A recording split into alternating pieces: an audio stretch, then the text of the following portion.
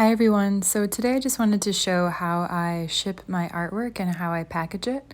You don't need a lot of materials. I actually use things that are right around the house, such as some cardboard paper, scissors, packaging tape, also some wax paper to protect the prints.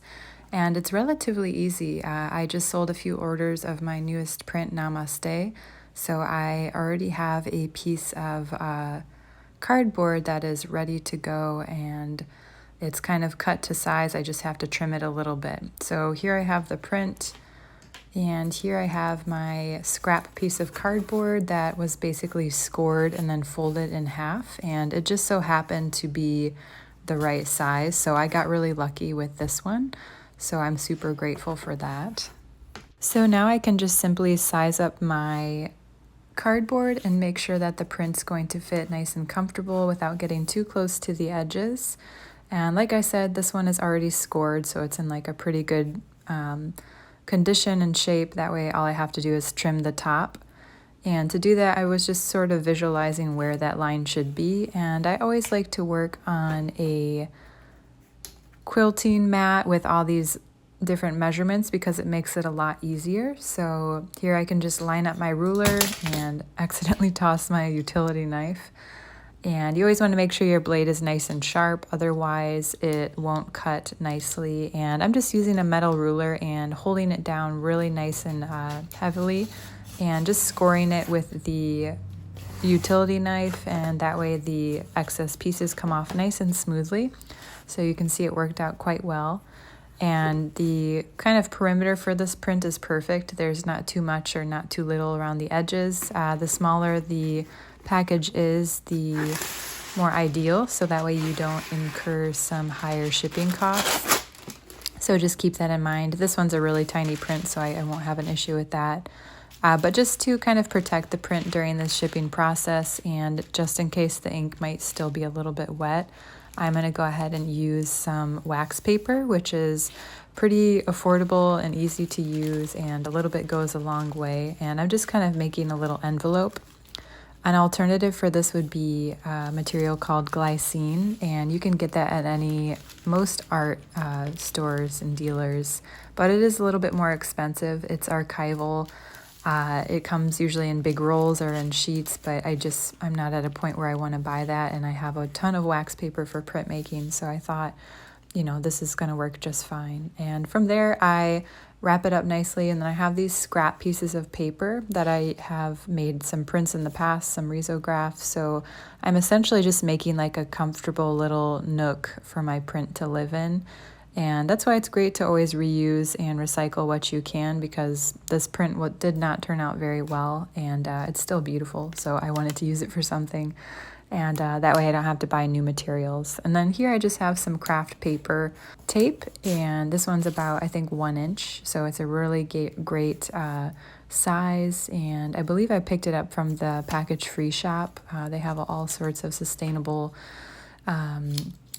materials and products, and carefully curated to kind of meet the consumer needs of people who are trying to cut back on their product waste and things like that. So I'm just kind of making this nice little envelope for the print to live in. Sometimes I'll do all 4 corners, sometimes I'll just do 2 corners, either top and bottom or just the bottom, and it looks like this is going to work just fine.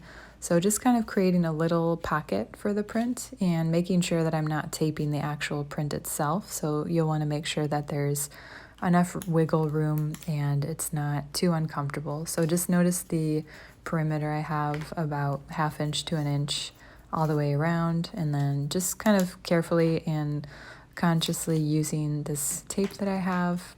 And it actually works quite well, so I recommend it. It's pretty affordable as well. I'll link to it in the bio, so you can check it out, and just kind of making sure everything fits nicely and it looks good. So now we're going to use that same paper, and I'm going to go ahead and use a glue stick.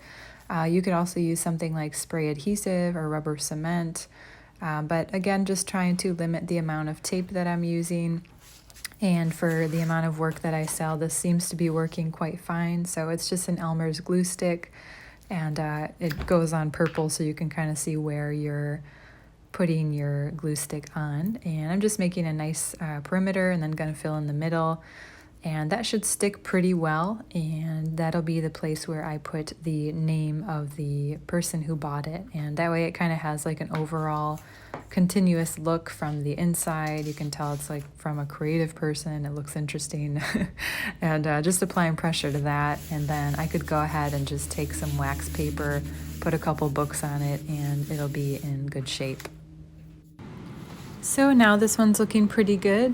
Sometimes I like to include a little freebie print or some stickers in there, so I'll just go ahead and slide that into my new little pocket. And then I often like to add a little thank you note or something personal, because it often just shows that you're taking that time and that effort and really adds onto that overall handmade and small business kind of attitude. So it's always a little nice bonus to add. So here I have the second print that sold, and same exact print, I just don't happen to have a piece of cardboard that was perfectly sized for it. So here I have a scrap piece that was shipped with something else that we had purchased in our home, and I usually like to save as much cardboard as possible, especially the really nice straight pieces, because that way I can use them for printing and recycle and reuse and not have to buy sheets of cardboard like I've done in the past. So one way I like to size it is basically just set my print in alignment with the edges, and then I'll use my 2-inch metal ruler, and I'll have that as a guide, kind of hugging against the edge, and then again just scoring the cardboard a couple times and holding down firmly so it doesn't move too much. And because I gave it that sort of clearance, that way I can kind of shift the print and there's enough room for it. So now I have 2 pieces of cardboard for the front and back. These ones are not attached in any way, so I can kind of use my first one for a guide and kind of have that as my mark instead of using a ruler and measuring constantly. I like to cut corners whenever I can, just to make life more fun and engaging and easy. So again, just using that metal ruler, holding it down nice and firm, and going ahead and scoring it and lifting. So now I have 2 pieces of cardboard in pretty good condition, and I can go ahead and see how this is going to work. Another thing I like to do, again, cutting corners. So I have my original cardboard piece that I had made for my first print, and now I can use that as a measurement or a guide to measure the second set for the second print that sold. So I have a visual idea of where it was at. I kind of marked it in my head based on my print or my quilting mat, and now I can do the same thing. And here it's 2 pieces of cardboard, so it's going to be a little bit more difficult, and notice how it moved just a little bit, so that's something you'll want to be careful of. And that's why I always suggest having nice firm pressure. So now this one is all good to go, and we can go ahead and get this one prepped.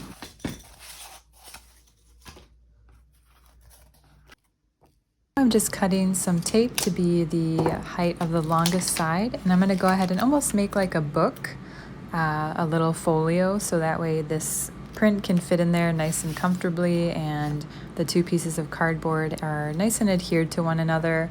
And so I'm just using a good amount of pressure and making sure that the edges are lined up and parallel and not off center in any way. So just applying pressure. And I'm going to go ahead and clean up this little edge here, just because I noticed the cardboard is not 100% lined up, which is okay, but it's just going to look a little bit nicer when the customer receives their print, and we always want that. We want the best possible opening experience for your consumer. And so now in the middle I have this kind of exposed tape, so I'm going to go ahead and do another piece of tape in the middle. That way it's protected and it's not going to impact my print or get stuck to anything on the inside. And it's just like a quick little extra step, and it definitely makes a difference, also because then say your customer gets this in the mail and they're not quite ready to hang it up, they have a nice safe little place for it to hang out. So now it looks really good. It's a perfect amount of size, like I said, about a 1/2 inch to 1 inch all the way around. And again, going back to the wax paper to make a nice little folio for it. So I'm going to go ahead and just time lapse through the rest of this, but I want to say thank you all so much for watching, and I hope this was helpful in learning how to wrap up your prints and get them ready to ship out in a safe and secure way, because they are valuable works of art that you put a lot of time and energy in, and you want to make sure whoever is getting them as a gift or receiving them as a purchase, that they are happy and excited and they have something that's already well taken care of. So thank you all so much, and please check out my Skillshare channel where I'm teaching more in-depth classes on the printmaking process, in addition to my YouTube channel where I do have some videos showing additional processes and things. So thank you all so much. This is Jennifer, and wishing you all a very lovely day.